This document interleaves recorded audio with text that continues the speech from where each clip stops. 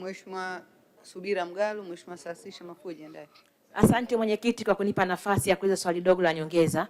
Kwa kuwa jimbo letu la Bagamoyo ina skimu moja tu ya umwagiliaji ambayo inakabiliwa na changamoto mbalimbali ikiwemo changamoto ya uchakavu wa mashine ya kupeleka maji mashambani, na meneja wa umwagiliaji wa mkoa alitutembelea na kutuahidi kwamba serikali ileta mitambo mingine.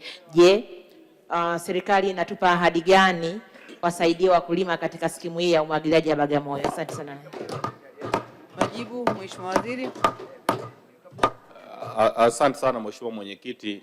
Anachokisema mbunge ni kweli, na serikali iliahidi kwamba katika skimu ya Bagamoyo tutapeleka mashine, na taratibu za serikali na Mheshimiwa mbunge anazifahamu, ikiwemo ni kufanya procurement kwa ajili ya kununua. Kwa hiyo tupo katika hizo hatua, na tukishamaliza, wananchi wa Bagamoyo chini ya mbunge wetu dada yangu Subira Mgalu tutapeleka mashine hiyo na itafanya kazi kama ambavyo imekusudiwa. Asante.